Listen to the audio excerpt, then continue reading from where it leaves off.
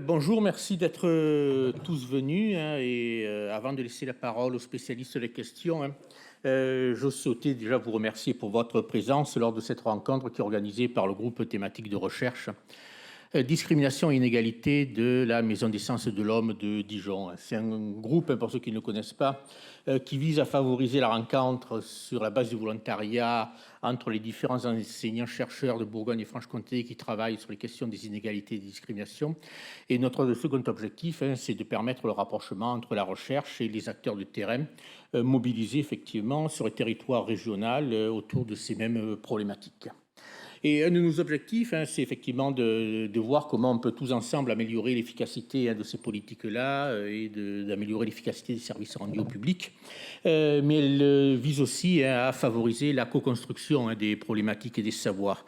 Cette co-construction explique l'évolution un peu du contenu de cet après-midi depuis sa problématique initiale qui avait été proposée par l'un de nos partenaires et qui portait effectivement sur la question la plus évidente qui est celle des discriminations et des inégalités dans l'accès au stage, dont on sait qu'il y a effectivement un certain nombre de discriminations, et on pense plus particulièrement à discrimination à caractère raciste. Il y a des inégalités liées à la pauvreté des liés au stage, essentiellement liées là aussi aux fractures territoriales. Mais nous avons pu voir progressivement comment finalement cette problématique, qui est la plus évidente pour beaucoup d'entre nous, se révèle effectivement beaucoup plus complexe et qu'on ne peut pas la dissocier d'autres problématiques. La question des discriminations et des inégalités pendant le stage, puisqu'il y en a aussi, et même plus largement la question des violences pendant les stages, qui, si elles ne relèvent pas forcément du domaine juridique ou de la définition scientifique des discriminations et inégalités, leur sont étroitement liées. De la même manière, je pense qu'on ne peut éviter de s'interroger, comme nous le ferons, sur l'influence que l'importance croissante des stages dans les programmes de formation peuvent avoir, et effectivement de voir aussi comment il y a une logique spécifique à ce type d'exercice qui peut effectivement modifier l'expression des inégalités et discriminations dans ce sein. C'est pour ça qu'effectivement ce stage-là, qui était parti sur une problématique effectivement proposée par certains d'entre nous, s'est effectivement complexifié. Alors je ne sais pas si nous répondrons à toutes vos interrogations, mais du moins on va essayer d'en clarifier les enjeux. Et je vais vous laisser effectivement avec M. Dominique Gleeman et Mme Bonnard, qui sont peut-être les spécialistes universitaires de la question.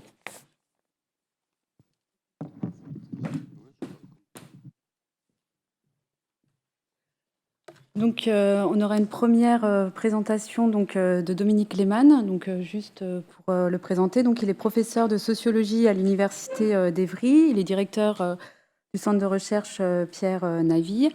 Et donc, ses travaux portent notamment sur la relation formation-emploi et plus précisément sur les questions d'employabilité des stages et rediscute aussi la notion de professionnalisation de l'enseignement.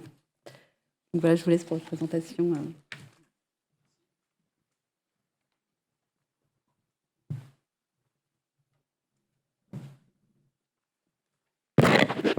Bien, bonjour. Merci aux organisateurs de me donner l'occasion d'échanger avec vous sur ces sujets qui m'intéressent depuis pas mal de temps.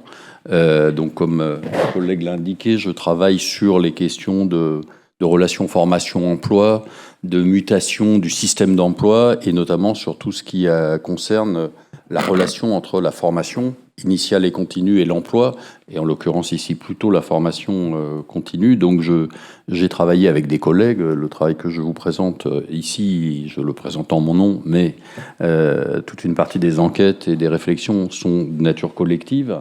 Et donc je me suis interrogé à partir du milieu des années 2000 sur non pas les inégalités et la discrimination, même si je vais essayer de me rapprocher évidemment du sujet sur lequel la journée est organisée, mais plutôt sur la question de savoir au fond à quoi servent les stages, pourquoi y a-t-il autant de stages et qu'est-ce qu'on peut éventuellement en attendre ou en craindre.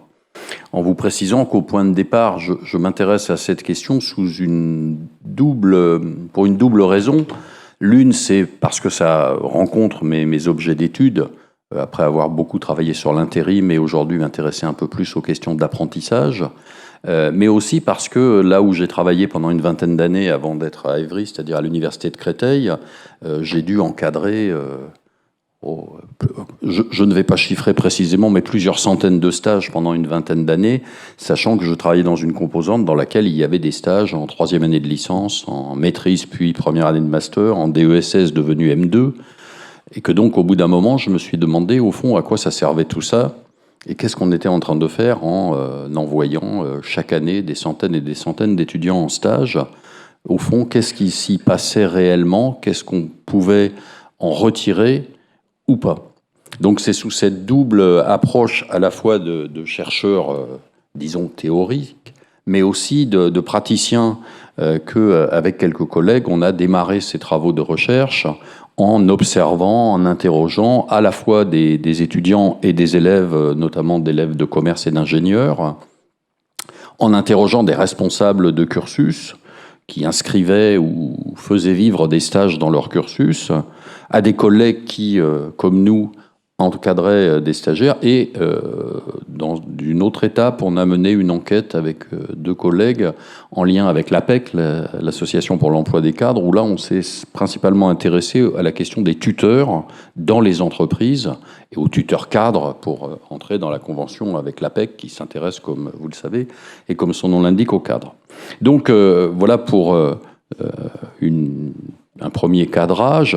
Alors, sur la question des inégalités et des discriminations, sur laquelle j'ai essayé de réfléchir pour répondre le plus précisément possible à l'invitation qui m'avait été faite, la première chose que j'ai envie de dire à titre d'introduction, c'est qu'à partir du moment où le stage se situe à la jonction, à la frontière entre la formation et l'emploi, d'une certaine façon, c'est un lieu, c'est un dispositif dans lequel on a la probabilité de trouver des formes d'inégalité, voire de discrimination, comme on en rencontre dans le système de formation, initiale ou continue. Et on sait que tout le monde n'a pas le même accès, n'a pas le même parcours, n'a pas les mêmes diplômes. Qu'on soit encore une fois à l'école, au collège, à l'université, c'est-à-dire dans la formation initiale, ou dans les stages de formation continue, s'agissant des gens qui sont déjà en emploi ou au chômage. Et on va également avoir de fortes probabilités de trouver un certain nombre d'inégalités ou de discriminations comparables à celles que l'on rencontre dans l'emploi, puisque la nature même veut que on soit justement à la frontière des deux. Alors, voilà pour entrer en matière avec l'idée qu'effectivement, c'est une entrée probablement féconde que de se demander s'il y a des inégalités, des discriminations, de quel type et pourquoi. Je m'aventurerai assez peu sur la deuxième partie de la demi-journée qui sera plutôt sur les solutions possibles, même si je peux avoir quelques idées. Là, je suis nettement moins compétent, à supposer que je le sois sur le premier point, et je défends toujours l'idée selon laquelle les gens qui sont présentés comme experts de tout sont des experts de rien. Donc je vais essayer de ne pas me prêter à ce défaut-là. Donc j'en viens à interroger cette relation entre les stages, les inégalités et les discriminations. Et je vais vous proposer au fond deux grandes parties dans les minutes qui viennent. D'abord, une première partie pour identifier, présenter, préciser ce que sont les stages dont on va parler là, leur fonctionnement et éventuellement ce que l'on peut en attendre, ce que l'on peut savoir de la qualité de ces stages en fonction des attentes qu'on en a. Et puis, dans une deuxième partie, j'interrogerai la dimension quantitative de l'essor des stages en essayant de comprendre d'où vient cet essor et ce qu'il peut avoir comme effet, y compris en termes de qualité de stage, d'inégalité et de discrimination. Voilà pour présenter grosso modo la démarche qui va suivre. Alors, de quoi parle-t-on quand on parle de stage? En tout cas, de quoi vais-je parler cet après-midi? Et je pense dans la suite de l'après-midi, je parle de stages qui ont lieu en formation initiale, puisque le mot stage, il y a des stages pour récupérer des points de permis de conduire, il y a des stages de formation continue, il y a des stages d'élèves de 3e, d'étudiants de master, c'est extrêmement varié. Donc là, moi, je vais me concentrer sur un type de stage qui est donc constitué de périodes d'immersion en situation de travail, c'est-à-dire dans des entreprises, des administrations, des collectivités, des associations, d'élèves ou d'étudiants ou d'étudiantes, dans le cadre de leur cursus de formation. Sachant que cela peut prendre la forme, et cela a longtemps pris la forme, de stages facultatifs, et que c'est de plus en plus souvent sous la forme de stages obligatoires donnant droit à un certain nombre de CTS sans lesquels on ne peut pas valider un diplôme ou une année de diplôme. Alors, quelques mots sur le fonctionnement. Alors, des fois, un schéma est plus efficace que de longues paroles, me semble-t-il.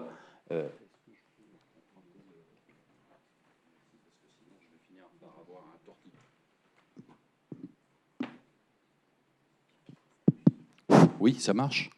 Alors, donc, on peut présenter le stage comme étant, comme fonctionnant sous l'angle d'un triangle, donc de 3 côtés et 3 angles, hein, j'arrête là le cours de géométrie, avec donc les stagiaires, leurs organismes de formation et les structures qui les accueillent. L'idée étant, et c'est représenté, c'est figuré par des couleurs, du bleu, du rouge, du vert, je ne sais pas si vous arrivez forcément à le voir, vu la taille et l'éloignement, mais peut-être. Hein. Et donc l'idée, c'est que ce que je veux représenter avec ces 3 couleurs et ces relations identifiées par des flèches, c'est tout simplement l'idée que dans cette relation triangulaire, on a des acteurs différents qui ont des objectifs différents, des attentes différentes et qui ne vont pas forcément chercher la même chose dans cette opération, dans ce dispositif qui est le stage, dont on peut dire qu'au point de départ, c'est un dispositif pédagogique.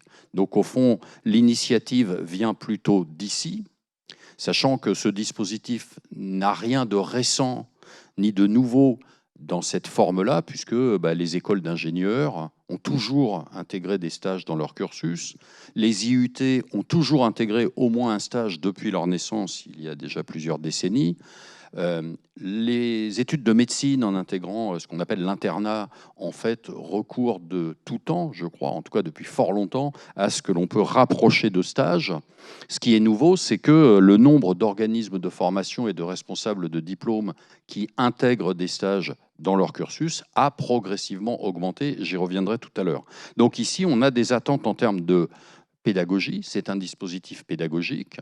En termes de professionnalisation, et je reviendrai sur le fait que ce terme n'est pas toujours extrêmement clair, et que ces deux dimensions-là, que j'appelle pédagogiques ou formatives, vont se retrouver du côté de ce que les stagiaires vont chercher à obtenir, c'est-à-dire de la formation, mais aussi des crédits. Hein.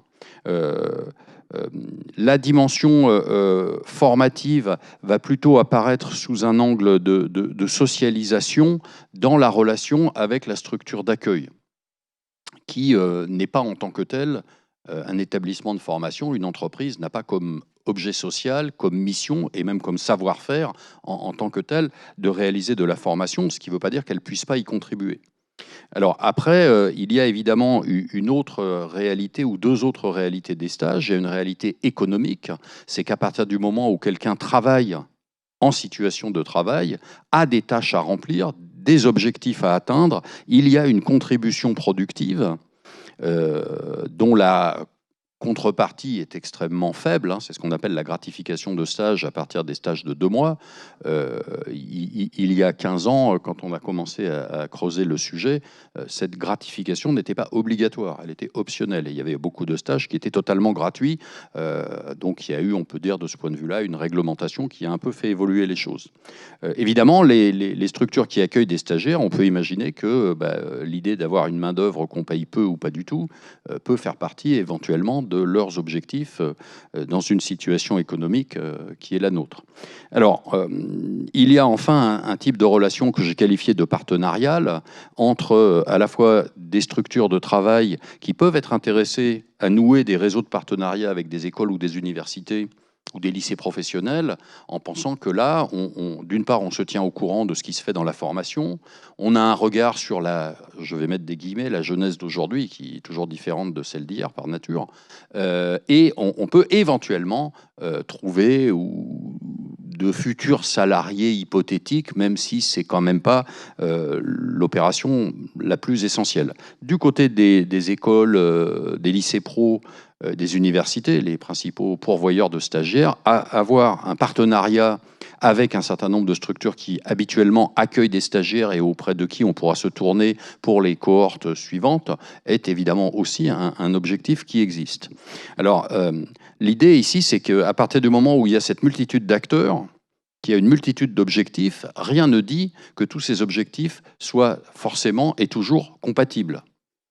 Rien ne dit qu'ils soient forcément incompatibles, mais la cohérence, la capacité que les stages remplissent au moins une partie des objectifs des uns et des autres va dépendre du fonctionnement du dispositif. Ce sur quoi on va venir en notant une chose et qui va tout de suite me permettre d'interroger un tout petit peu cette histoire d'inégalité, voire de discrimination, c'est que la position du stagiaire, elle est relativement inconfortable en même temps qu'elle est source d'un certain nombre de libertés. Pourquoi elle est relativement inconfortable? Parce que, comme je l'indique ici, un élève ou un étudiant en stage, il est entre deux autorités. Juridiquement, l'autorité dont il dépend, qui l'assure, qui organise ce qu'il est en train de faire, c'est son école ou son université. Sauf qu'au quotidien, l'autorité qui s'exerce sur lui, c'est celle de la structure qui l'accueille, de son chef de service ou de bureau, et ou de son tuteur. Et donc là, il y a une dualité qui peut générer de l'inconfort et qui peut évidemment entraîner que chacun n'est pas traité de la même façon, ce qui me semble pouvoir être une définition de ce qu'on appelle l'inégalité. Ce qui ne veut pas dire qu'elle soit nécessairement discriminante au sens où elle ne s'appuie pas nécessairement sur des critères qui contreviennent aux lois de la République. Alors, cet entre-deux, c'est aussi un entre-deux statut. C'est-à-dire que statutairement, le stagiaire demeure un élève ou un étudiant. Il en a toutes les caractéristiques. Sauf que bien souvent, on va l'inciter, et lui-même va peut-être se laisser aller, à vouloir être une espèce de salarié modèle ou de pseudo-salarié modèle qui remplit mieux ou au moins aussi bien que les autres les objectifs, qui multiplie les missions et qui donc, d'une certaine façon, oublie un tout petit peu qu'il est encore et toujours un élève et un étudiant qui a généralement aussi à produire un rapport de stage. Ce qui suppose qu'on ne passe pas tout son temps uniquement dans la réalisation de tâches, mais qu'on se réserve aussi des possibilités d'observer, de réfléchir, d'enquêter, pour derrière tirer un certain nombre d'enseignements de cette période de stage. Alors, le stagiaire est également souvent entre deux âges, dans le sens où globalement, on a plutôt affaire à des adolescents ou des jeunes adultes en formation initiale qui vont se retrouver plongés pendant quelques semaines ou quelques mois dans un univers d'adultes au travail. Et donc, là encore, il y a une espèce d'entre-deux qui peut être utile, qui peut être fécond, j'y reviendrai, mais qui peut aussi poser un certain nombre de problèmes. Et puis au fond, il y a ce que j'évoquais tout à l'heure, quelle est la posture à adopter pour un étudiant ou une étudiante en stage? Est-ce qu'il faut d'abord se polariser sur l'idée qu'on est là ponctuellement dans le cadre d'un cursus de formation et qu'on est d'abord là à ce titre-là?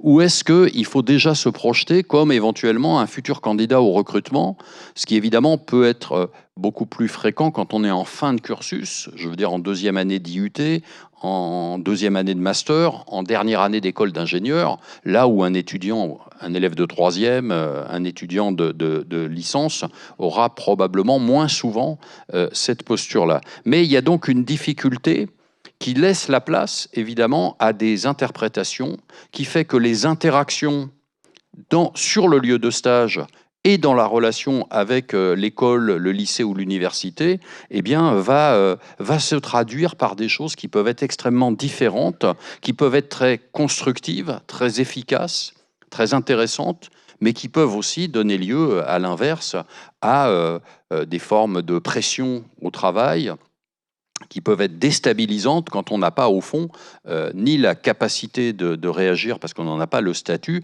ni forcément les ressources personnelles et institutionnelles pour le faire, en n'oubliant pas que déjà les salariés sont relativement isolés dans le monde du travail aujourd'hui. Le stagiaire plongé dans cette situation de travail, lui, il est un individu avec un statut particulier dans un univers qui n'est pas le sien.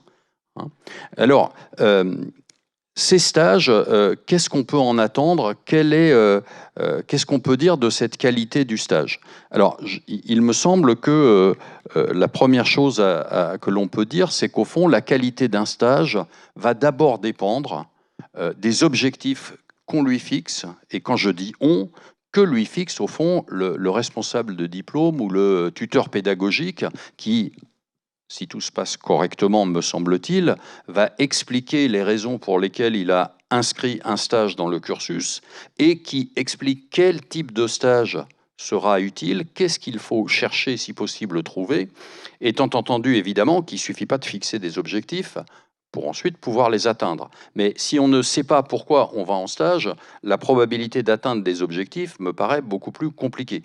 Or, il me semble, pour l'avoir observé dans pas mal de cas, qu'assez souvent, c'est de façon très formelle qu'on a indiqué aux étudiants que dans le courant de leur année, il y aura un stage de tant de semaines à réaliser qui vaudra tant de CTS, qui se traduira ou non par un rapport de stage et une soutenance.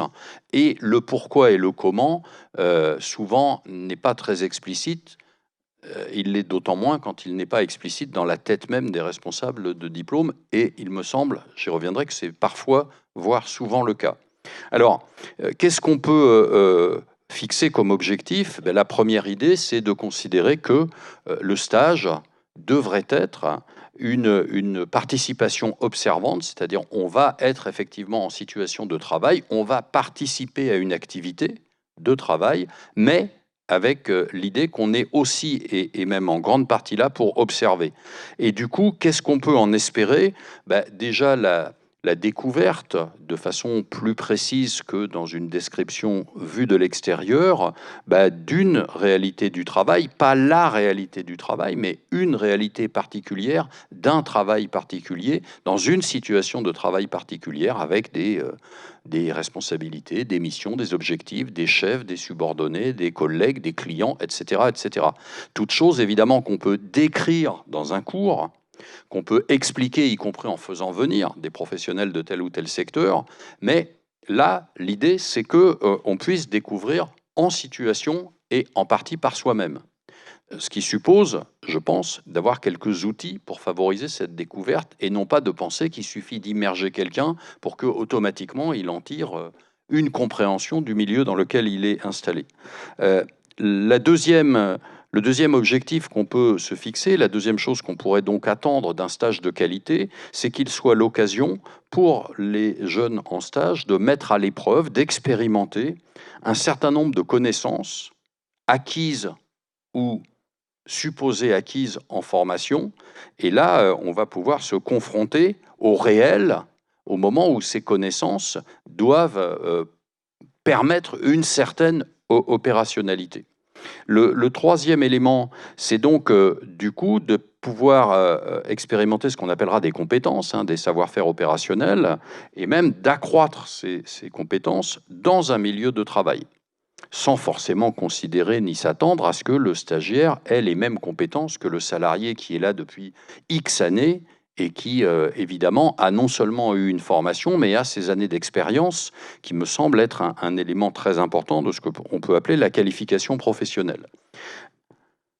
L'autre dimension qui me semble importante et très souvent sous-estimée, c'est la dimension de socialisation des stages qui permet en fait à ce jeune adulte ou cet adolescent que j'évoquais tout à l'heure, au fond, de mûrir, de grandir, d'évoluer dans cette relation avec des adultes au travail. Je me souviens, par exemple, ça m'avait beaucoup frappé dans un entretien d'une étudiante de master, si ma mémoire est bonne, qui disait c'est la première fois dans ce stage qu'on m'a appelé madame. Alors au début, ça m'a fait vachement bizarre, et puis après, j'ai pris le pli. Et effectivement, même si on ne doit plus appeler mademoiselle les jeunes filles, dans le monde scolaire, c'est pas encore tout à fait passé. Et de toute façon, ça n'a pas exactement le même statut que dans un monde professionnel. De la même façon qu'un certain nombre de stagiaires nous avaient raconté que quand ils se retrouvent avec une carte de visite, une adresse mail professionnelle et qu'ils doivent en faire quelque chose, eh bien, au fond, ils changent dans leur façon d'aborder les choses, le travail, les interlocuteurs. D'où cette idée de socialisation qu'il est évidemment extrêmement difficile de mesurer, parce que évaluer ça, c'est compliqué, sauf si on prend un certain nombre de critères, comme par exemple la confiance en soi, qui peut être accrue, renouvelée ou pas. Et c'est là où la qualité d'un stage va avoir un impact considérable. Il est sûr que si on passe 3 mois sous pression avec l'impression qu'on n'est jamais à la hauteur et qu'on n'en fait jamais assez, en termes de prise de confiance en soi, c'est pas tout à fait certain que ça soit pertinent. En revanche, si on vous donne un certain nombre de choses à faire, qu'on les mesure, qu'on vous accompagne, qu'on évalue les progrès, les manques, etc., là, on peut trouver effectivement des prises de confiance ou des augmentations de confiance en soi. Et le deuxième élément qui peut accompagner cela et qui, là, peut, d'une certaine façon, se mesurer, même si c'est pas exactement quantitatif, c'est au fond de renouveler l'appétence pour l'enseignement, en alimentant un certain nombre de questions de réflexion à partir de cette expérience qui vient confirmer ou pas ce qu'on l'on a appris ou cru apprendre ou comprendre dans le cadre des enseignements. Par ailleurs, et je pense que c'est souvent surestimé dans l'organisation des stages, on peut aussi attendre d'un stage qu'il permette à quelqu'un d'enrichir son projet professionnel, à supposer qu'il en ait un.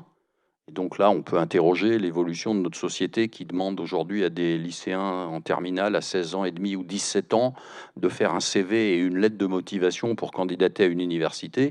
C'est quand même extrêmement étrange, me semble-t-il. Et même s'ils ont fait un stage en troisième, même s'ils ont pu discuter avec des copains, des frères ou des sœurs aînés, des parents, l'idée qu'avant même d'avoir le bac, on a un projet professionnel qui va logiquement conduire dans Parcoursup à demander telle orientation plutôt que telle autre, et qu'ensuite on va simplement vérifier ça par du stage, me semble une idée quand même peu pertinente. En revanche, qu'on voit mieux ce qu'on a envie de faire, ou parfois ce qu'on n'a pas envie de faire, le type de structure dans laquelle on se sent bien ou dans laquelle on se sent mal, peuvent être en effet des éléments qu'on retire, là, d'un passage en stage, en supposant du coup qu'on en ait les moyens.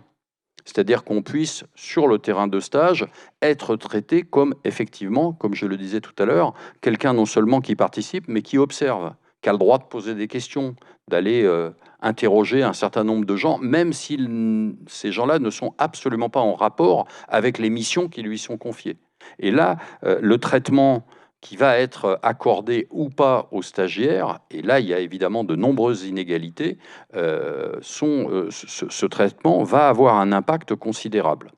On peut aussi imaginer qu'un certain nombre de stages, et plus on est âgé, plus on est avancé dans le cursus scolaire ou universitaire, plus cela peut jouer, permettre de nouer un certain nombre de liens, de contacts, de connaître des gens et de se faire connaître d'eux, ce qui pourra, quelques mois ou quelques années plus tard, éventuellement, être utilisé au moment de sa future recherche d'emploi.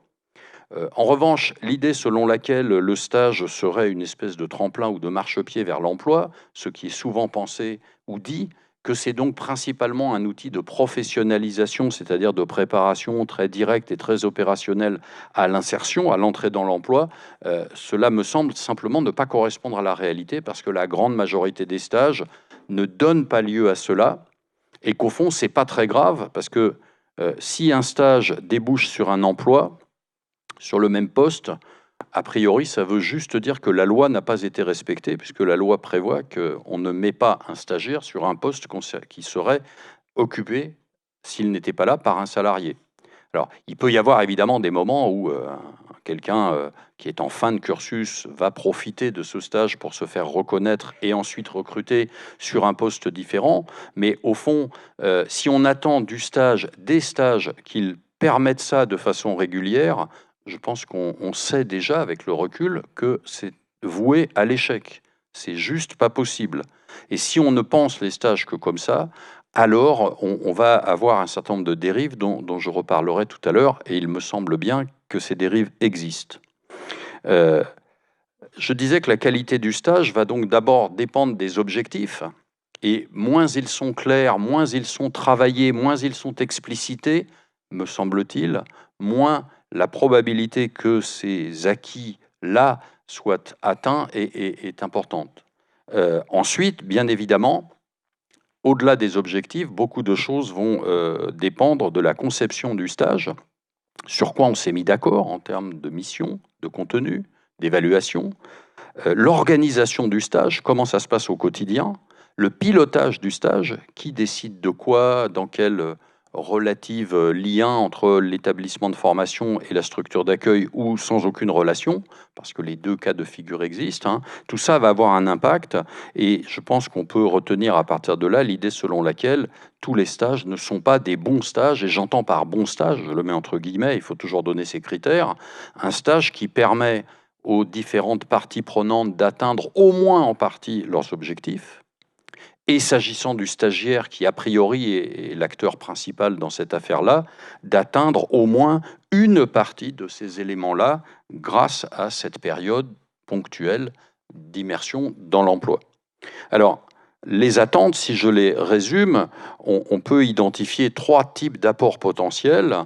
Des apports de nature pédagogique, qui permettent d'apprendre d'autres choses autrement, dans d'autres conditions. Donc c'est effectivement une alternative, et pour moi c'est important de garder le terme, une alternative pédagogique aux situations de formation plus académique, de cours, de TD, etc. Mais c'est une alternative ou un complément, d'accord ? Mais ce n'est pas l'idée selon laquelle, d'un côté, et ça me paraît fréquemment pensé comme ça, et c'est une erreur à mes yeux, on apprend la théorie à l'école ou à l'université, et on apprend la pratique quand on est en stage. Ben non, parce que ces deux aspects-là se nourrissent l'un l'autre et sont fabriqués d'interpénétration. C'est-à-dire que si on a élaboré des théories, on ne les a pas élaborées comme ça dans un monde totalement hors de toute réalité, mais bien en fonction de problèmes que pose la réalité. Et à l'inverse, quand on sait résoudre un certain nombre de difficultés dans le monde du travail, ben on s'appuie sur un certain nombre de choses que l'on a apprises, même si ça relève, entre guillemets, de la théorie.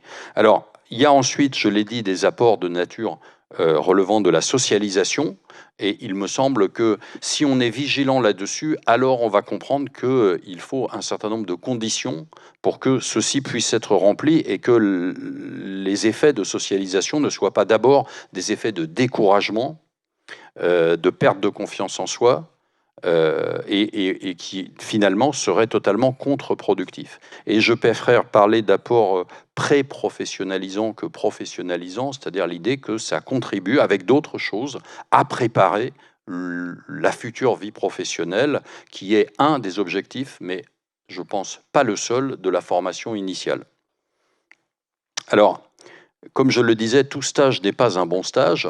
Ça veut dire que pour que les choses se passent non pas dans un monde idéal, parce que là, on trace des idéotypes dont on sait que la réalité s'éloigne toujours, mais pour essayer de s'approcher de ce qui peut être efficace et utile, il n'y a pas d'automaticité, mais il y a au contraire un certain nombre de conditions, et c'est là où le traitement inégal au moment de la recherche de stage, de l'organisation du stage, de l'évaluation du stage, vont nécessairement et immanquablement produire des effets différents, positifs, neutres, négatifs.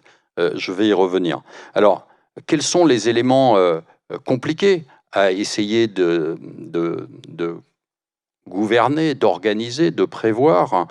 Il me semble qu'il y a d'une part la question importante qui concerne le travail demandé dans le cadre d'un stage.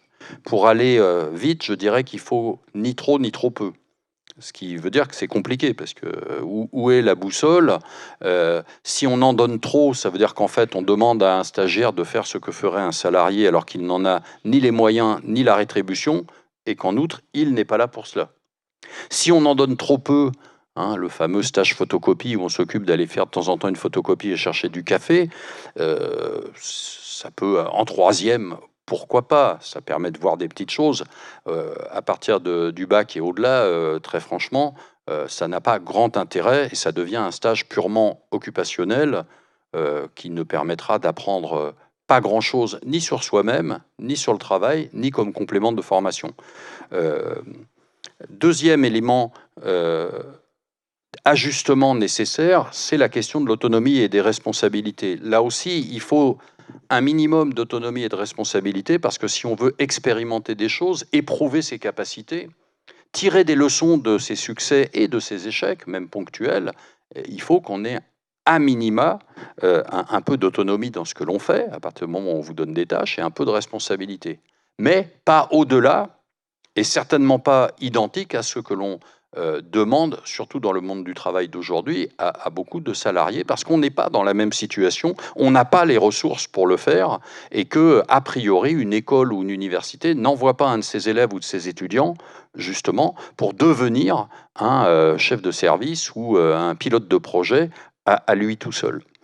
Troisième élément qui est très important, et là aussi les inégalités sont considérables, c'est la nécessité d'un encadrement pédagogique de qualité, c'est-à-dire avec l'idée que quand on envoie, encore une fois, un élève ou un étudiant en stage, on reste sa référence pédagogique, on reste à ses côtés, alors pas au quotidien, mais ça veut dire quoi ça? Ça veut dire qu'il y a du temps de travail en amont, avant même d'envoyer les élèves ou les étudiants en stage, pour travailler sur le pourquoi, sur les objectifs, pour qu'il y ait un minimum de réflexion, même un peu plus.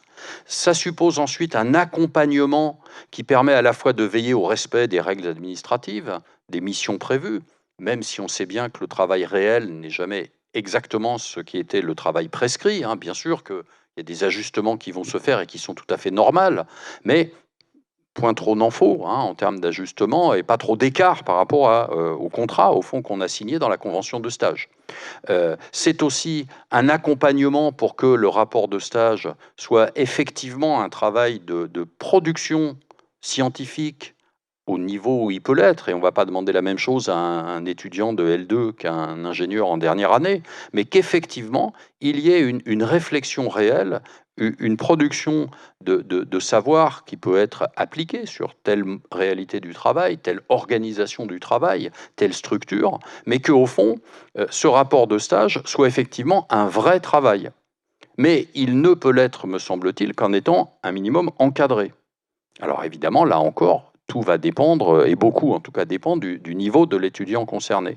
Et puis une chose qui me paraît importante et que j'ai eu l'occasion, mais très peu de fois malheureusement, d'expérimenter, c'est de pouvoir mener a posteriori, après le retour de stage, après la soutenance, qui parfois est assez formelle, mais qui peut être autre chose, mais après qu'il y ait un travail de réflexion collective à partir de ce qui a été fait, vu, compris dans le stage. Et j'ai eu l'occasion d'expérimenter ça sous la forme de TD, c'est-à-dire évidemment avec des petits groupes, et où on réfléchit ensemble, et les étudiants réfléchissent ensemble sur ce qu'ils ont vu, ce qu'ils ont appris, ce que ça leur a apporté, ce qu'ils ont découvert, ce que ça leur pose comme question, comme contradiction éventuellement avec ce qu'on a pu leur raconter en cours, parce que parfois, oui, on peut avoir quelque éloignement vis-à-vis de la réalité du monde du travail. Alors, vous aurez compris que cet encadrement pédagogique, il demande du temps, du savoir-faire, et donc, parlons chiffres, de l'argent, parce que ça veut dire que c'est des heures de travail pour des enseignants ou pour des enseignants-chercheurs à l'université. Et là, pour donner un exemple, en moyenne, entre une université et une école de commerce, entre une UFR d'université et une école de commerce, les écarts qu'on a pu observer en termes de moyens humains, de temps disponible pour l'organisation et l'encadrement des stages, est souvent de l'ordre de 1 à 5. D'accord. Et évidemment que, pour avoir travaillé, je peux donner le nom parce que c'est paru dans des écrits, par exemple à l'école des Ponts, qui est une école d'ingénieurs de haut niveau, entre les moyens dont disposaient les collègues à l'école des Ponts pour leurs élèves ingénieurs envoyés en stage et les moyens dont on disposait dans ma propre université, l'UPEC, l'université Paris-Est-Créteil, on était dans cet ordre d'idées-là. Et donc, il n'y a pas photo, à un moment donné, si on n'a pas le temps, les moyens, les dispositifs qui permettent de réaliser cet encadrement pédagogique, je pense que toute une partie des stages sont sous-encadrés, et que s'ils sont sous-encadrés, ça veut dire que ce que l'on peut en attendre de positif est évidemment réduit. Alors, l'autre source d'inégalité très forte, c'est l'autre critère important, c'est l'existence d'un tutorat, mais d'un vrai tutorat, qui suppose que, là encore, il y ait des salariés qui, à un moment donné, aient eu un minimum de formation, ou au moins d'information sur la raison pour laquelle ils accueillaient un stagiaire, sur comment on fait pour tutorer, qu'est-ce que ça signifie, de recevoir quelqu'un qui est un jeune en formation qui vient découvrir, même s'il connaît une partie des réalités de ce travail, mais pas toutes, comment on fait pour l'accompagner, pour lui fixer régulièrement des objectifs, pour l'évaluer. Ça demande non seulement des compétences, mais là aussi du temps. Or, dans beaucoup de cas, le tuteur n'a pas n'a ni formation ni temps pour réellement accompagner son stagiaire. Alors, ça ne veut pas dire que les gens le font nécessairement mal. Il y a souvent, et on l'a vu dans l'enquête dont je vous parlais tout à l'heure, il y a souvent énormément de bonne volonté. Il y a souvent une volonté d'aider plus jeune que soi, de rendre en quelque sorte, si soi-même on a été accueilli par un tuteur, soit comme stagiaire, soit comme nouveau salarié. Ces choses-là existent et bien souvent par tâtonnement, même des tuteurs non formés arrivent à apporter un certain nombre de choses. Déjà, un minimum de bienveillance et d'accueil, ça suffit pas, mais ça peut pas nuire, hein. Et ce n'est pas toujours la réalité. Et là aussi, les inégalités, alors on peut les observer entre les grandes entreprises et les plus petites, entre les associations qui n'ont déjà pas de quoi financer suffisamment de salariés, qui recourent très massivement au bénévolat et qui vont en quelque sorte utiliser des stagiaires comme si c'était des bénévoles. Pour ne vous donner qu'un exemple, le nombre de festivals de musique, que cette musique soit classique, rock, hip-hop, jazz, etc. Quand on regarde les festivals qui ont lieu dans notre pays, toute une partie ne fonctionne que parce qu'ils ont à leur disposition une armée de stagiaires. Ça fait partie désormais, en fait, de leur modèle économique. Et donc là, on ne peut pas s'attendre, dans ces conditions-là, à ce que les tutorent effectivement, même si ça ne veut pas dire qu'ils sont maltraités, hein, c'est pas ce que je suis en train de dire, mais je veux dire que si on pense que le tutorat est une vraie mission et qu'il a effectivement une importance, ben, selon qu'il a lieu ou pas, on n'a absolument pas les mêmes réalités dans le stage et les mêmes effets derrière. J'ajouterais ce dernier élément qui me semble important, et j'ai déjà eu l'occasion de l'évoquer, hein, c'est de savoir quelle est la posture que va prendre le ou la stagiaire sur le terrain. Et ça s'invente pas. C'est-à-dire qu'évidemment, bon, quand on a, comme c'est mon cas, des cours de sociologie du travail et donc des étudiants qui sont formés notamment à l'enquête en situation de travail, parce que c'est un des champs sur lesquels je travaille, on peut penser que ces étudiants-là, s'ils sont en stage, mais ils y sont assez peu en réalité, mais s'ils sont en stage, on peut supposer qu'ils ont un certain bagage qui leur permet de... Pour les autres, ça ne s'improvise pas. Parce que, encore une fois, tous ces entre-deux que j'évoquais tout à l'heure, bah, c'est de l'inconfort. Alors ça peut être aussi des marges de liberté, parce qu'en même temps, on peut se donner plus de liberté en tant que stagiaire qu'en tant que salarié. Encore faut-il en avoir les ressources et un minimum d'accompagnement. Et c'est là aussi, me semble-t-il, où on va trouver énormément d'inégalités de traitement dans la préparation, dans le suivi, dans la nature même de ce qui se passe dans le stage et dans ses effets. Alors, l'idée qui m'amènera dans quelques instants à ma deuxième partie, c'est que, au fond, les conditions que je viens d'énumérer sont coûteuses en moyens humains. Ça veut dire que si on veut des stages de qualité, il faut des gens pour s'en occuper. Ces gens ont besoin de temps. Ils ont besoin, notamment pour le tuteur pédagogique côté école et le tuteur terrain côté structure d'accueil, ils ont besoin d'un minimum d'ingénierie pédagogique, et ça ne s'invente pas, c'est un métier. Alors, il ne faut pas forcément que chaque tuteur ait suivi un master d'ingénierie pédagogique, sinon ça ferait notre fortune à tous les deux, puisque c'est les masters dont on s'occupe, mais soyons modestes et réservés en la matière, hein. Mais ça demande aussi des ressources financières, parce qu'à un moment donné, si on pense qu'il est nécessaire de payer des heures aux enseignants et aux tuteurs pour organiser le stage, c'est autant d'heures pendant lesquelles ils ne font pas autre chose. Or, l'expérience montre que côté université, les moyens disponibles sont très très limités. Côté école, ils peuvent l'être un peu moins. Que côté entreprise, l'enquête que l'on a menée avec mes collègues montre qu'à part des cas extrêmement exceptionnels et marginaux, les tuteurs ne sont pas rémunérés pour faire ça, ont peu de temps pour le faire, ont peu d'expérience capitalisée qui leur permettrait de savoir comment le faire. L'une des choses qu'on a pu observer, c'est que s'agissant des cadres, souvent, ils avaient un retour indirect dans le sens où on pouvait considérer que pour des jeunes cadres, vous savez, en France, on a inventé les cadres qui encadrent et les cadres qui n'encadrent pas. Parce que là, on est quand même assez fort en termes de vocabulaire, hein. Et donc, pour devenir un cadre encadrant, c'est-à-dire un manager en bon français, un certain nombre de jeunes cadres, finalement, utilisent les stagiaires comme des sparring partners et peuvent dire, au bout de quelques années, quand on fait l'évaluation annuelle avec le N+1, ben, cette année, j'ai encadré 1 ou 2 stagiaires, et puis l'année d'avant, j'en avais encadré 2 ou 3, ce qui serait en quelque sorte la preuve qu'on aurait quelques compétences à devenir un agent de maîtrise ou ou un cadre encadrant. Donc là, il y avait une forme de rétribution. L'autre rétribution, au fond, c'est de la rétribution symbolique, parce qu'effectivement, quand ça se passe bien et que le stagiaire est content, qu'il donne des nouvelles après, il y a un certain retour qui peut humainement être valorisé. Est-ce que c'est tout à fait suffisant? Je n'en suis pas sûr. Et il me semble qu'à partir du moment où toutes ces conditions difficiles à réunir ne peuvent être réunies que dans un nombre limité de cas, eh bien, la multiplication actuelle du nombre de stages, structurellement, indépendamment de la bonne ou de la mauvaise volonté des personnes, des individus qui encadrent et qui accueillent, structurellement, c'est des sources d'inégalité. Et qui dit inégalité dit risque de discrimination, parce que quand tout le monde n'est pas traité sur le même pied, on s'aperçoit que c'est pas forcément de façon parfaitement aléatoire. En général, c'est même le contraire, me semble-t-il, en tout cas dans le monde de la formation.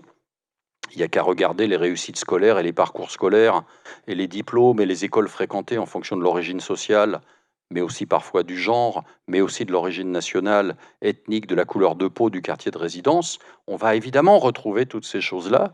Et il me semble que, et je vais y venir maintenant, l'essor des stages laisse structurellement de plus en plus, a laissé depuis quelques décennies, la place à ce risque-là. Alors, j'en viens maintenant donc à cette question de l'essor des stages et les effets de cet essor, que l'on peut chiffrer, même si c'est souvent un peu imprécis. Mais quand on regarde les chiffres décennie après décennie, je vais vous en donner quelques-uns, mais pas les multiplier, surtout qu'à chaque fois que vous avez deux chiffres, même pour la même année, ils sont toujours différents. Les sources sont différentes, mais la méthodologie pour mesurer le nombre de stages, c'est compliqué, parce que, je le disais tout à l'heure, le mot stage définit ou qualifie tellement de situations différentes que c'est compliqué de savoir qui compte quoi. Mais en prenant quelques éléments, on peut trouver dans un rapport du Conseil économique et social, qui ne s'appelait pas encore environnemental en 2005, un chiffrage qui évaluait à 800 000 années par année le nombre d'étudiants. Non, pardon, je dis une bêtise, pas par année. Le nombre d'étudiants qui avaient effectué au moins un stage dans leur cursus. Je vous rappelle qu'on met sur le marché environ 700 000 jeunes sortant de formation initiale chaque année. Pas que des étudiants, bien sûr, mais ça donne quand même un ordre d'importance significatif. Quelques années plus tard, le comité sur les stages et la professionnalisation du ministère de l'Enseignement supérieur et de la Recherche, dans une séance à laquelle je participais, donc c'est ça la source, le ministère avait chiffré à 1,2 million. On est 2 ans après, 3 ans après, ce nombre de stagiaires, à partir de la remontée d'enquêtes menée auprès des établissements d'enseignement supérieur à qui il était demandé de chiffrer et de remonter vers le ministère combien il y en avait eu. Et puis après, comme on fait toujours, par extrapolation, le ministère avait identifié ce chiffre-là. Et puis, quelques années après, dans un nouveau rapport au Conseil environnemental, économique, social, devenu et environnemental, Jean-Baptiste Prévost avait évalué à 1,6 million. Donc, si on prend ces chiffres-là, on observe que 1, ça fait beaucoup, et que 2, ça fait de plus en plus. Le ministère chiffre désormais annuellement. Alors, je vous ai pris la source de 2017 et pas la suivante, parce que là, il y avait un joli petit graphique qui permet de voir qui est en stage. Mais globalement, on observe que, en gros, un étudiant sur 3 dans l'année fait un stage, au moins un stage. Évidemment, là où on en fait le plus, c'est en licence pro et dans les parcours d'ingénieur. Là où on en fait le moins, c'est en licence. Mais si on prend par exemple un niveau de plus en plus souvent atteint, le bac plus 5, un étudiant de master a 56% de probabilité d'avoir au moins un stage dans son année, soit de M1, soit de M2. Donc on peut constater que ça fait beaucoup et ça fait de plus en plus. Alors la question qu'on peut se poser, c'est pour quelles raisons y a-t-il eu et y a-t-il de plus en plus de stages? Il n'est pas dit que cette augmentation permanente, que je qualifie d'inflation, parce que comme pour la monnaie, quand l'augmentation est auto-entretenue, les économistes appellent ça de l'inflation, alors je leur ai emprunté le terme, dans le sens où cette augmentation n'est peut-être pas vraiment contrôlée par qui que ce soit aujourd'hui. Alors cet essor, il est fait dans l'idée de professionnaliser les diplômes, avec donc comme arrière-plan cet objectif-là, dont je rappelle qu'il est au mieux, me semble-t-il, l'un des 3 volets sur lesquels on pourrait attendre des apports des stages, c'est quand même très régulièrement celui-là qui est mis en avant. Le deuxième élément explicatif qui complète le précédent, c'est l'idée que grâce au stage, on préparerait mieux l'insertion des jeunes dans l'emploi. Depuis 20 ans qu'on le fait, les chiffres de l'insertion ne semblent pas avoir considérablement bougé, en tout cas dans le sens d'une amélioration. Et donc, les établissements, notamment d'enseignement supérieur, mais c'est aussi depuis leur naissance la vocation des lycées professionnels, donc ça commence plus tôt, hein, de plus en plus sont sommés d'organiser cette professionnalisation et cette insertion.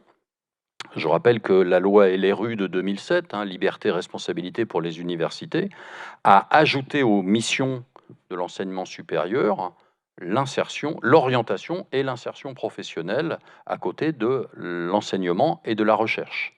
Et je reprécise bien, et vous pourrez aller relire le texte de loi si vous voulez vous en assurer, que ce que prévoit la loi, c'est bien une mission d'orientation et d'insertion, et non pas une mission d'aide à l'orientation et à l'insertion. Et au lendemain de la loi LRU, le premier mouvement a été dans les universités de créer ce qu'on avait pensé appeler des BIP, bureaux d'insertion professionnelle. Et puis quand même, un certain nombre de gens se sont dit, sommes-nous vraiment des agences pour l'emploi qui allons insérer nos étudiants? On ne sait pas comment faire. Hein. Et donc, on a transformé ça en BAIP, des bureaux d'aide à l'insertion professionnelle, ce qui est déjà un tout petit peu plus prudent. Quelle est l'efficacité? En quoi le fait d'externaliser les formations est-il un plus pour la professionnalisation et la préparation à l'insertion? J'entends par externalisation des formations 3 choses principales. Une, associer de plus en plus fréquemment le monde socio-économique, comme on dit, c'est-à-dire, disons les choses, les entreprises et leurs organisations pour construire les diplômes, avec l'idée qu'eux sauraient ce dont les travailleurs de demain ont besoin. Les mêmes d'ailleurs qui vont vous expliquer qu'on ne sait pas de quoi le monde du travail sera fait dans 30 ans, qui vous répètent que les gens vont changer d'emploi tout au long de leur vie et que toute une partie des emplois de la deuxième moitié du XXIe siècle n'existent probablement pas aujourd'hui. Mais en même temps, on sait de quoi on aura besoin pour professionnaliser les gens. Il y aurait peut-être comme une légère contradiction dans les termes, me semble-t-il. La deuxième forme d'externalisation, elle consiste à dire on fait venir des professionnels. Ce à quoi j'ai pour habitude de répondre que je me sens ni un amateur ni un bénévole. Donc on fait venir des professionnels de certains secteurs vers lesquels on pense orienter nos étudiants. Mais c'est quand même curieux d'avoir d'un côté des enseignants et de l'autre des professionnels. Je ne sais pas si ça vous parle, mais moi ça m'a toujours paru quand même étrange. Et j'ai mauvais caractère, vous avez compris, donc je le relève assez régulièrement. Je ne conteste pas, et je le fais moi-même dans mon master, que sur un certain nombre de domaines, il est utile d'avoir des experts dont le métier n'est pas d'enseigner, mais de pratiquer un certain nombre de choses. C'est vrai que quand il s'agit d'étudier les lois successives de réforme de la formation, faire venir une juriste comme je le fais dans mon master, c'est une chose utile. Et c'est pas forcément un prof de droit qui serait tout à fait autant au point qu'elle, parce que elle est au contact des différents acteurs concernés, que ce soit les institutions publiques ou les acteurs privés. Donc il ne s'agit pas de rejeter cela. Mais est-ce qu'en tant que tel, c'est une recette miracle pour professionnaliser? J'en doute. Et la troisième forme d'externalisation, on y est, c'est la multiplication des stages. Une collègue psychologue avait pris une image que je reprends toujours en la lui rendant, donc je ne l'ai pas inventée, hein, mais elle comparait, vous savez, la comptine de la souris verte. Hein, on la trempe dans l'eau, on la ressort et on a un escargot tout chaud. Donc on prend un étudiant qui serait supposé ne rien comprendre au monde du travail, on le trempe dans un stage et on en sort un étudiant professionnalisé, magiquement. J'ai essayé de vous montrer qu'il me semblait que non. Ça peut aider à, c'est pas une opération magique. Et donc, qui sont les intervenants qui vont venir? Quelle est la qualité des stages? Là encore, c'est pas réparti aléatoirement sur le territoire, dans les niveaux d'enseignement, dans les différents établissements, et on a ici des germes d'un certain nombre d'inégalités dans la formation initiale, dont il me semble qu'on va retrouver des traces dans les inégalités, notamment en début de vie professionnelle. Et où on s'apercevra qu'avec des diplômes équivalents, eh bien, tous les gens n'ont pas les mêmes destins professionnels. Alors on peut dire que ça tient à leur talent uniquement et à leurs efforts. On peut penser qu'il y a des effets structurels et sociaux qui dépassent la responsabilité des individus. C'est en tout cas ma lecture.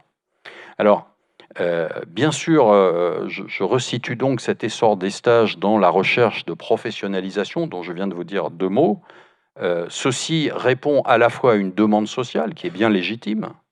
Il y a un vrai problème et une vraie, difficulté dans les débuts de vie active des jeunes, y compris diplômés. Donc il est normal qu'on cherche à trouver des réponses, hein, et que la société le demande. Après, on peut se demander à qui.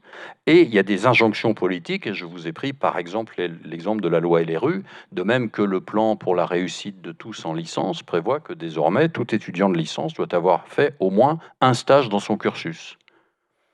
Moi, il faudra m'expliquer quel est le stage indispensable pour être licencié en philosophie, pour ne prendre qu'un exemple. Je ne dis pas que ça puisse être impossible et que ça ne puisse pas apporter à un moment donné, mais est-ce vraiment un élément indispensable et incontournable? J'ai quelques doutes en la matière, et s'agissant des étudiants en licence de sociologie, nous, on préfère qu'ils aient fait une enquête et un mémoire en fin de L3, et ça ne nécessite pas nécessairement de faire un stage, et tous les stages ne permettent pas de faire une bonne enquête et un bon mémoire, loin de là. Et c'est normal parce que c'est pas forcément l'objet d'un stage. Alors, je disais, il y a une demande sociale parce qu'il y a une vraie question sociale derrière, hein. Il ne s'agit pas de se cacher derrière son petit doigt. Oui, en France, mais on peut regarder, c'est quasiment la même chose dans l'Union européenne, même si c'est pas vrai pays par pays. Oui, depuis, une quarantaine d'années, le taux de chômage des moins de 25 ans qui est là est 2 fois à 2,5 fois plus élevé que le taux de chômage de l'ensemble des actifs. Donc on est autour de 20 à 25 dans les premières années de la vie active. Je me permets de rappeler que ça ne signifie pas qu'un quart des jeunes soient au chômage, contrairement à ce qu'on entend couramment dans les médias, ça signifie qu'un quart des jeunes actifs soient au chômage. Ça fait une sacrée différence, parce qu'en fait, si on prend l'ensemble des jeunes vivant sur le territoire, je parle des moins de 25 ans, il n'y en a pas 1 sur 4 au chômage, mais en gros 1 sur 12, parce que la majorité d'entre eux, ils sont en formation initiale. Je ferme cette parenthèse, il n'en demeure pas moins que le problème se pose et qu'il n'est pas anormal de chercher des solutions en la matière. J'ajouterais un deuxième élément que, au-delà de cette affaire d'âge, on peut observer une autre réalité, qui est que les parcours d'entrée dans la vie active ont un rapport, au moins une corrélation, hein, statistique, on cherchera les causalités après, mais ont des rapports de corrélation très étroits avec, 1, le niveau de diplôme à la sortie, 2, l'ancienneté de sortie justement de formation initiale. Alors, après j'arrête avec les chiffres, hein, c'est promis, mais des fois il faut objectiver les choses, hein. Donc, en prenant les taux de chômage en fonction premièrement de l'ancienneté de la fin de la formation initiale, moins de 4 ans, 5 à 10 ans, 11 ans et plus. C'est sympa, il y a un trou là. C'est vrai que ça peut être rigolo pour les images, mais je vais essayer de ne pas faire le pitre jusqu'au bout. Donc là, vous avez ici un état des lieux qui montre que le chômage touche d'abord et avant tout les débutants. Et je pense que c'est une idée importante, c'est pas d'abord une affaire d'âge, parce que les débutants, en gros, en France, ils ont entre 15 et 30 ans, selon qu'ils sont sortis du collège sans diplôme ou qui sont sortis d'une école d'ingénieur, d'une fac de médecine ou d'un doctorat de ceci ou de cela. Et que quelques années après, ce taux de chômage moyen, hein, passe de 17 à 12%, et puis qu'au-delà, il tombe à 7,5, c'est-à-dire qu'il est inférieur au taux de chômage moyen. Donc il y a bien une spécificité pour les débutants, les débuts de vie active. C'est-à-dire c'est bien ce passage de la formation initiale à l'emploi qui pose une question spécifique. Cette question, elle ne se pose pas dans les mêmes termes pour tous les sortants de formation, parce qu'on voit, en regardant les 3 colonnes ici, que le taux de chômage, donc la difficulté de trouver un emploi et d'y rester, est également corrélé au niveau de sortie. C'est-à-dire que dans ces 4 premières années, les sortants avec un diplôme de l'enseignement supérieur, c'est-à-dire au moins Bac+2, hein, au moins un DUT ou un BTS, ils sont à 9,5%, c'est-à-dire en gros le taux de chômage moyen. Là où les sortants sans diplôme sont à plus de 43%, c'est-à-dire pas loin d'1 sur 2, et que ceux qui ont un diplôme intermédiaire, hein, un bac, un CAP, un BEP, sont à peu près à 22,5%, c'est-à-dire quelque part entre les deux. Vous avez ici un écart qui n'est pas loin de 1 à 5. Donc, comme le disait notre ancêtre sociologue Pierre Bourdieu, la jeunesse n'est qu'un mot, ce que je ne confirme pas tout à fait vu mon âge, parce qu'il y a quand même des réalités qui ne sont pas qu'un mot. En revanche, la jeunesse n'est certainement pas une réalité homogène, ni à l'école, ni à la sortie de l'école, et ni dans l'emploi. Et si vous regardez la suite, et sans les détailler trop, on va s'apercevoir que tous les taux de chômage diminuent, qu'au bout de 10 ans, et même en fait un peu avant, les diplômés du supérieur, ils sont à ce que les économistes appellent le plein emploi. Ce qui laisse supposer que c'est quand même pas eux qui sont les plus en difficulté et qui ne confirme pas forcément que c'est en professionnalisant leurs études qu'on va régler le problème, parce qu'il y a une chose qui est certaine, c'est que dans tous les cas, ça réglera rien du tout pour ceux qui sont là. Et au-delà de 10 ans, vous avez plus un écart de 1 à 5, mais ça reste quand même un écart de 1 à 3, c'est-à-dire que l'absence de diplôme ou l'insuffisance de diplôme, du point de vue des employeurs, est un stigmate, au sens sociologique du terme, qui marque et qui accompagne les individus bien au-delà de la fin de leur formation initiale et de leur tentative d'entrer dans l'emploi. Alors, je pense donc qu'on peut, et du coup ça interroge sur les solutions à trouver, on peut donc identifier l'enjeu majeur plutôt comme étant celui de la stabilisation des débutants que ce qu'on appelle parfois l'insertion professionnelle des jeunes. Il me semble que c'est plus juste et ça renvoie à la définition que donnait Michel Vernière, un économiste du travail français, que j'ai eu l'honneur et l'avantage d'avoir comme enseignant, donc je lui rends ici hommage au passage, mais il définissait l'insertion professionnelle, et je trouve que c'est important, et j'ai mis en rouge, mais vous le voyez peut-être pas de là où vous êtes, les deux éléments qui me semblent importants. Un, c'est un processus, et non pas un moment, juste un point de passage. Deux, c'est le processus qui concerne les individus qui n'ont jamais appartenu à la population active, en tout cas à plein, et c'est le processus qui les amène à occuper une position stabilisée dans le système d'emploi. Ce qui veut dire que ça ne se résume pas nécessairement au premier emploi, j'y reviendrai, mais les enquêtes d'insertion à 6 mois, qui sont de magnifiques promotions publicitaires d'un certain nombre d'écoles, ne disent à peu près rien. Ça ne dit rien sur la réalité du parcours de stabilisation dans le processus, d'autant que, donc ça c'est un ouvrage qui a une vingtaine d'années, mais il me semble que la définition reste pertinente. Alors, ce parcours, il y a un certain nombre d'enquêtes qui le retracent, et je vais notamment ici me référer à une enquête du CEREC, le Centre d'études et de recherche sur les qualifications, qui suit des cohortes de jeunes de la sortie de la formation jusqu'à X années après. C'est ce qui s'appelle les enquêtes génération. Donc ici, c'est la génération 2004, qui ne veut pas dire les natifs de 2004, parce que si vous vous intéressez à leur insertion professionnelle, vu qu'ils ont 15 ans ou plus, on n'a rien à dire. Donc la génération 2004, au sens du CEREC, c'est tous ceux qui ont quitté la formation initiale à la fin de l'année 2003-2004, quel que soit leur âge, quel que soit leur niveau de formation et leur diplôme. Donc c'est le point commun, c'est d'avoir quitté la formation initiale et tenté leur entrée, pour la majorité d'entre eux, dans la vie active. Ici, vous avez donc, comme vous le voyez, 5 situations que j'identifie. Ces jeunes peuvent être en inactivité, c'est les fameux ni en emploi, ni en formation, ni au chômage. Bon, c'est quand même une proportion dont vous repérerez qu'elle est très faible.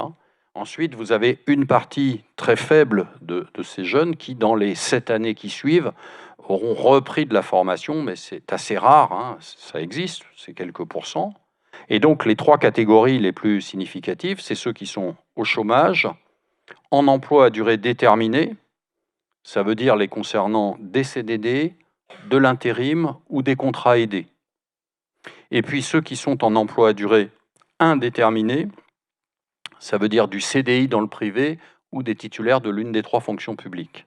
Et donc, vous voyez à travers ce graphique, même sans chiffres, on voit tout de suite qu'il y a bien un parcours et que si vous prenez le chômage, eh bien, en novembre 2004, c'est-à-dire 2 à 3 à 4 mois après leur sortie d'études, un quart d'entre eux est au chômage.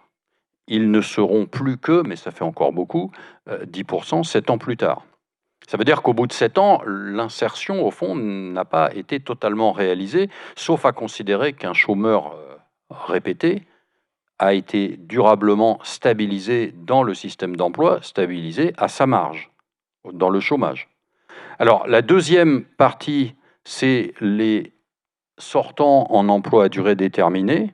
Ils sont très majoritaires, hein, c'est une majorité relative, mais ils sont 40% au début de leur parcours d'insertion, et ils vont tomber à 13, ce qui est somme toute à peu près la moyenne des salariés en général.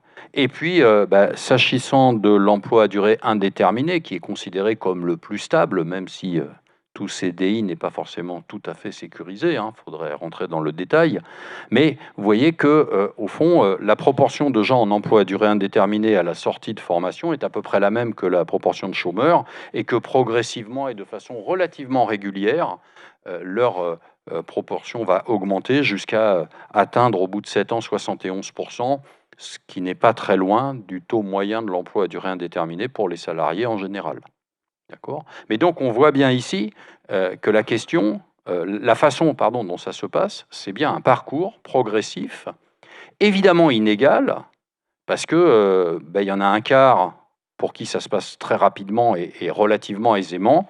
Vous n'aurez pas de peine à comprendre que ce sont plutôt les plus diplômés, ce sont plutôt ceux qui sortent des écoles ou des universités ayant la réputation la plus élevée auprès des employeurs, et que, évidemment, là, il y a quantité d'inégalités, mais aussi de discrimination, parce qu'on sait qu'au recrutement, et notamment à l'emploi à durée indéterminée, tout le monde n'a pas exactement la même chance, et je vous renvoie à toutes les études portant sur les phénomènes de discrimination à l'embauche.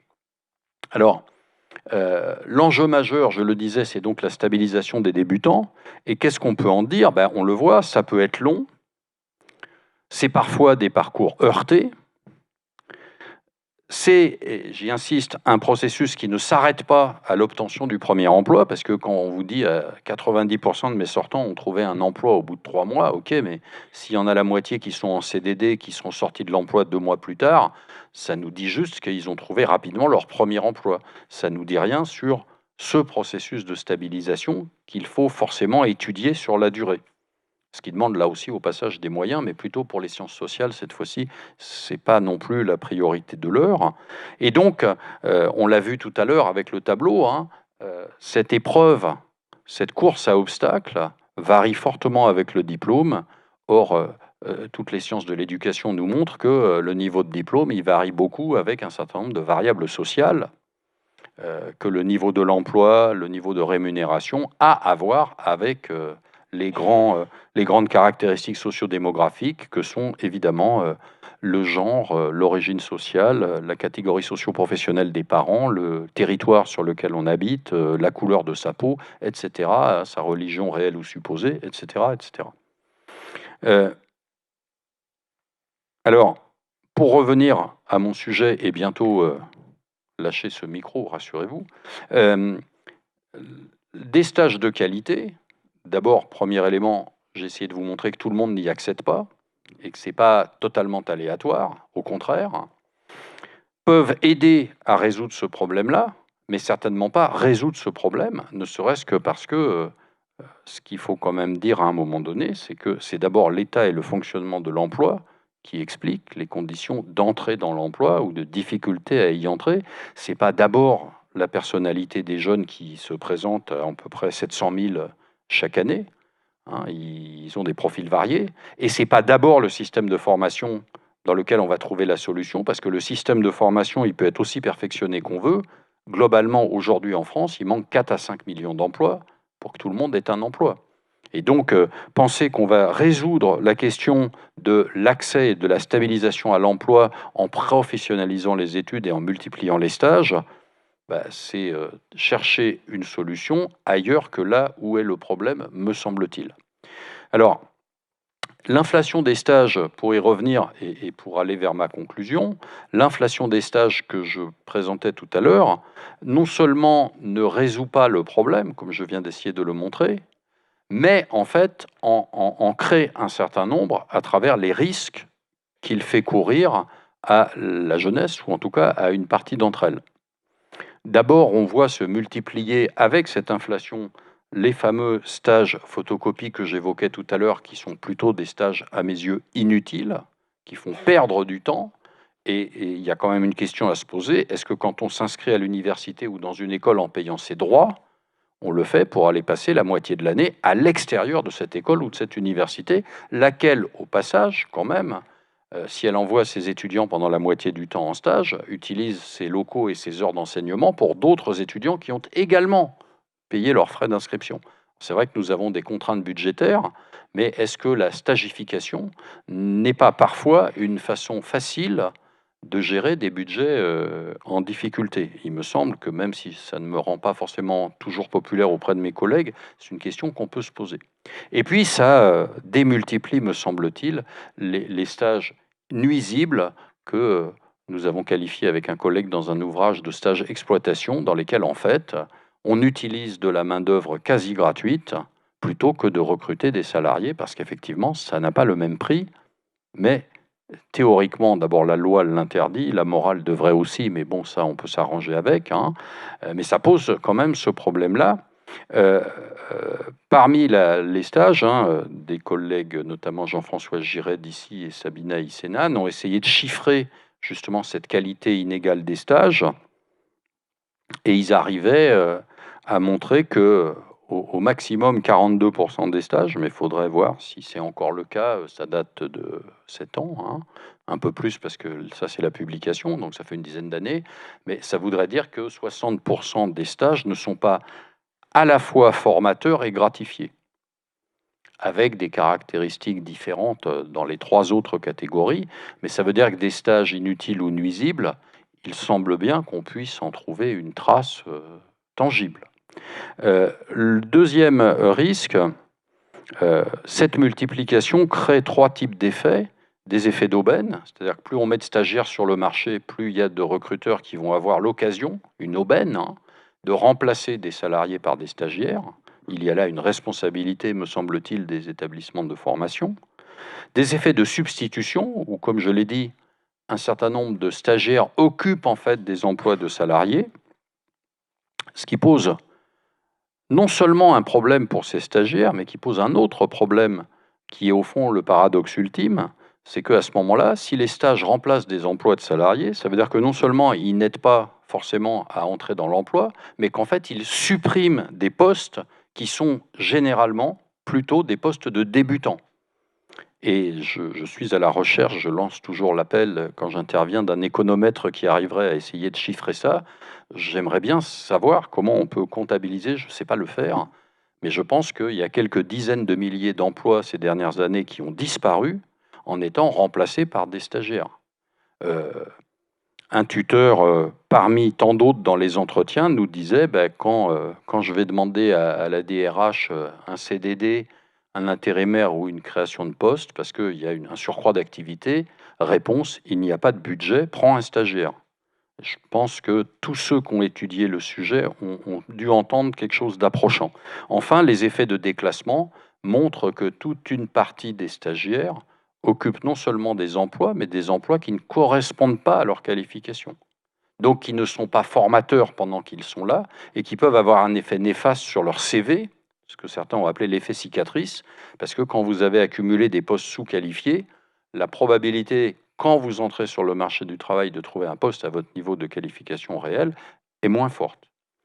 Troisième élément, qui est plutôt une hypothèse interprétative et une question, est-ce qu'au fond, tout ça ne conduit pas à fabriquer des formes de socialisation dans la précarité, par la précarité? Alors on pourrait dire, autant que les jeunes en formation apprennent en formation que c'est ça le monde du travail qu'ils vont découvrir, principe de réalité, je ne suis pas sûr que ce soit notre mission à nous, éducateurs, d'apprendre ça et de former les gens comme cela. Comme promis, j'en viens à ma conclusion avec trois idées, 3 conclusions qui reprennent des choses que j'ai évoquées au passage. Des stages de qualité sont possibles et je ne suis pas hostile au stage. Je pense que le stage, j'en ai vu et j'en ai encadré et on m'en a raconté des stages de bonne qualité, utiles. C'est tout à fait possible, c'est donc tout à fait utile, sauf que ça demande de réunir un certain nombre de moyens et qu'on ne peut pas le faire 1,5 million de fois par an, comme on prétend le faire aujourd'hui, me semble-t-il.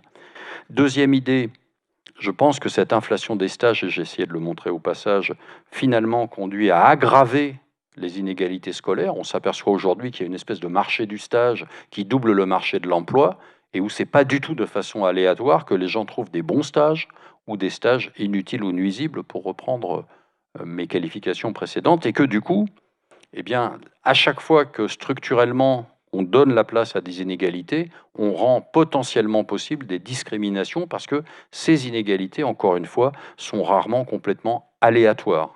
Et il y a un certain nombre de critères qui vont être retenus.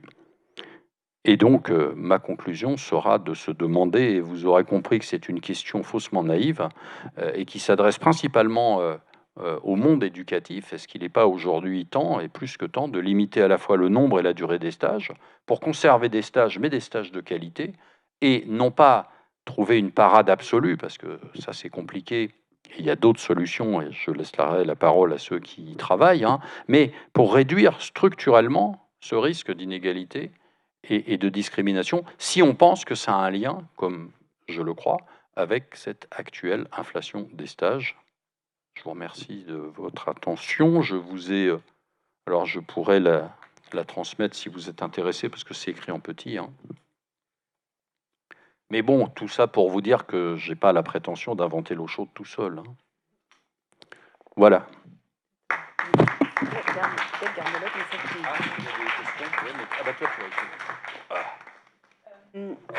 Merci beaucoup pour cette présentation. Donc peut-être pour lancer la discussion, peut-être pour rebondir sur l'essor des stages. Donc moi, je me suis intéressée plus particulièrement aux stages en licence. Et la question qui se pose, donc les étudiants, ils ont une forte incitation à réaliser des stages, mais les responsables pédagogiques s'interrogent sur l'offre de stage sur le territoire. Effectivement, lorsqu'on a des promotions de plus de 100 étudiants dans certaines filières, comment leur trouver des stages, notamment dans l'académie de Dijon et dans les questions de mobilité. En fait, on incite fortement aux étudiants à trouver un stage, mais y a-t-il réellement une offre de stage locale, surtout que les étudiants, généralement, ils sont peu mobiles. La seconde question aussi, au niveau, donc, toujours au niveau licence, en fait, je me suis rendu compte, lorsqu'on a interrogé les étudiants, est-ce qu'on n'a pas un détournement également du stage, alors que maintenant, on a la candidature se fait, la sélection se fait en Master 1, et beaucoup d'étudiants ne cherchaient pas en fait la professionnalisation, la pré-professionnalisation pour le stage, mais en fait accroître leur dossier de candidature. Et ça paraît particulièrement le cas pour les stages facultatifs. Et donc la question ici, qui sont les étudiants qui ont ces stratégies scolaires? Donc après, je présenterai l'enquête, mais on voit clairement que c'est plutôt les étudiants qui sont issus de milieux favorisés. Et donc, est-ce qu'on n'a pas encore un risque, notamment à ce niveau-là? Et faut-il réellement, effectivement, ce que justement tu viens de dire, à partir de quand il faut limiter le nombre de stages, notamment à des niveaux inférieurs dans les études? Du coup, je ne sais pas si...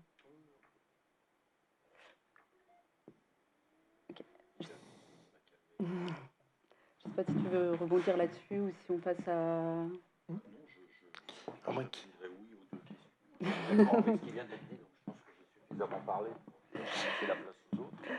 Donc voilà, donc on peut maintenant lancer la conversation si vous êtes...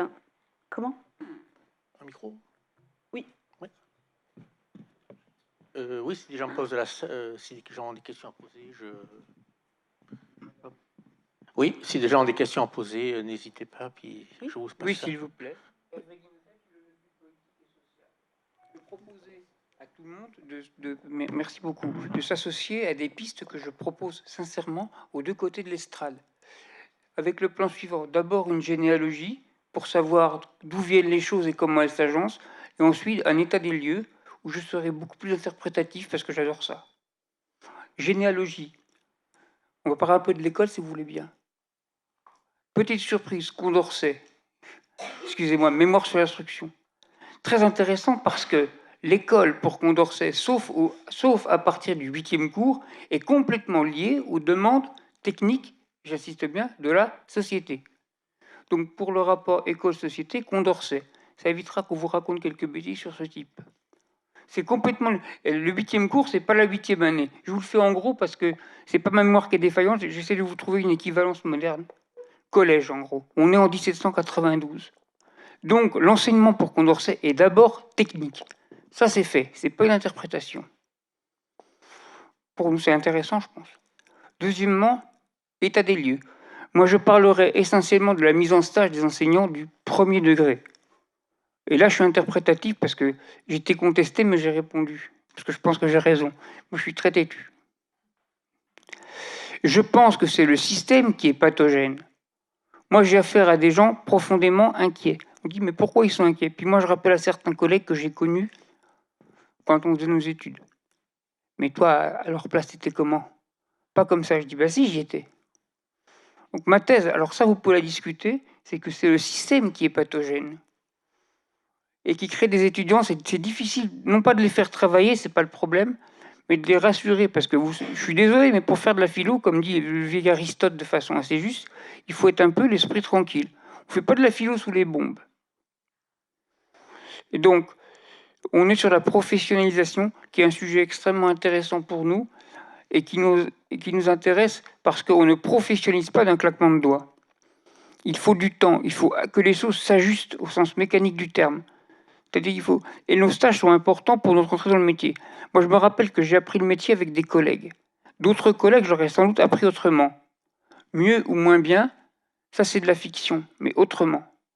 C'est capital parce que c'est un apprentissage par pair qui vient parfois contester ce que dit le système.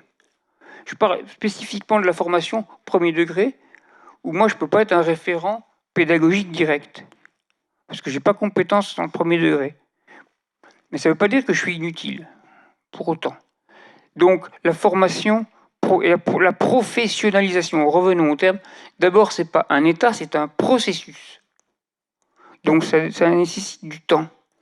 Comment est-ce qu'on va rythmer ce temps? Ça on le maîtrise. Après, ce temps que l'on va rythmer, on peut le rythmer bien, on peut se battre pour ça. Après, ça ne veut pas dire que tout le monde sera professionnalisé de la même façon. Pourquoi? Parce qu'il y a des individus avec leur pathologie propre, leur histoire propre et leur ressenti des choses. Voilà, et merci de votre attention. Merci. Merci. J'ai pas été reçu. Non, non. Oui. Merci. Oui, Loïc Zardaïli, co-chargé de mission égalité diversité ici à l'UB avec France Archer. Alors moi j'ai une question pour Dominique, merci pour cette présentation. Ce serait pour approfondir un peu la question des effets de socialisation qui ont été abordés. Enfin, c'était sur le moment, enfin voilà, il y a des attentes liées au stage, mais il y a aussi des effets, et parmi les effets que tu as présentés, il y a la question des effets de socialisation. Alors ont été rapidement abordés la question de l'estime, la question de la confiance. Donc est-ce qu'il serait possible d'aborder ce point des effets de socialisation, quels sont-ils, enfin voilà, pour en savoir un peu davantage, et notamment peut-être du point de vue, là aussi ça a été questionné, mais du point de vue des questions de genre. Enfin, tu as évoqué les catégories de genre, les catégories socio-ethniques, la question de la vulnérabilité, enfin voilà, comment tout cela peut s'agréger et puis peut contribuer à l'élargissement des inégalités, enfin faire le terreau, en tout cas être le terreau des discriminations. Voilà la question. Les deux questions.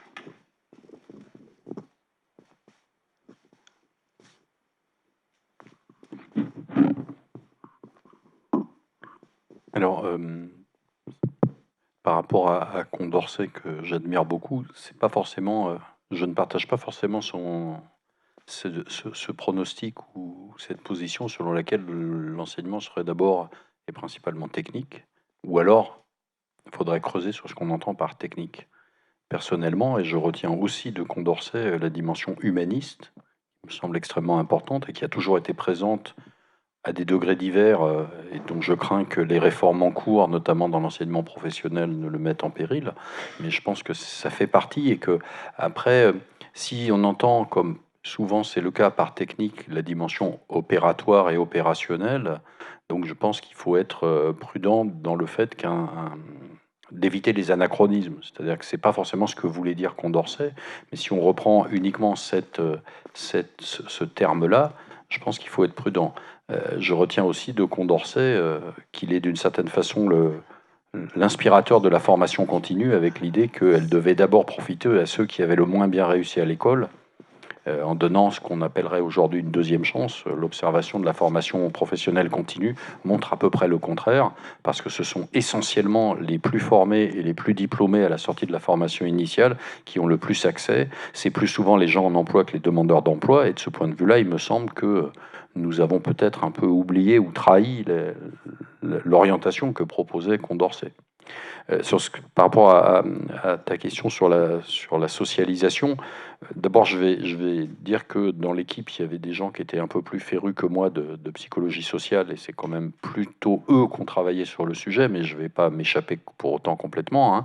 Je pense qu'effectivement, les questions de positionnement dans un univers qui n'est pas celui de la catégorie d'âge et de la situation scolaire, c'est-à-dire cette espèce de rupture que permet d'opérer le stage, est un moyen effectivement de construction, je dirais, identitaire, de ce futur adulte en formation, de ce futur professionnel en formation.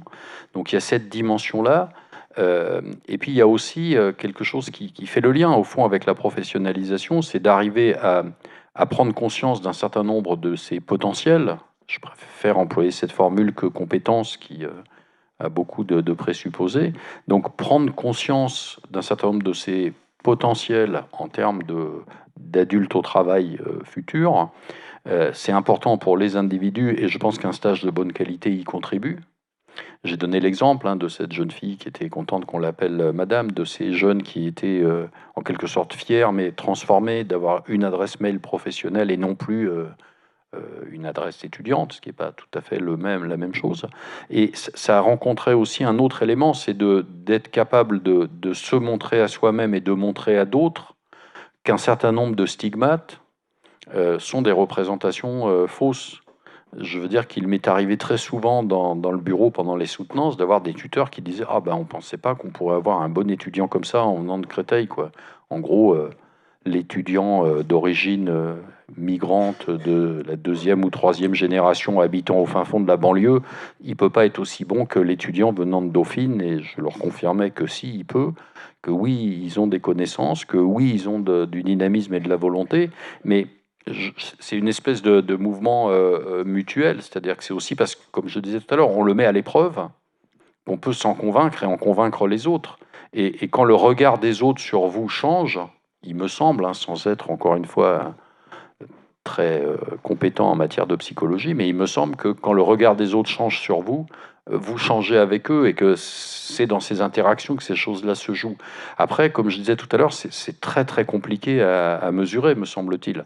Et c'est là où il est intéressant d'essayer d'analyser les retours de stage, mais pas uniquement au moment où on revient et on soutient le rapport, où tout est encore chaud, où on n'a pas encore vraiment eu le temps de laisser reposer, de mûrir et de réfléchir à tout ça. Et je pense que sur les phénomènes de construction identitaire du futur adulte en emploi, il y a probablement, à la sortie des stages, quand ils sont correctement pensés et organisés et vécus, et tout le monde n'interprète pas de la même façon ce qui lui arrive, il y a des gens plus fragiles que d'autres, c'est vrai aussi, mais je pense qu'à ce moment-là, ça fait un peu bouger les lignes, et c'est un peu cet aspect-là que je voulais essayer de souligner, et surtout, ce qui me semblait important, c'est de montrer que on peut attendre en fait beaucoup moins des stages sur une professionnalisation instrumentale et directe, mais on peut peut-être en attendre beaucoup plus sur d'autres dimensions.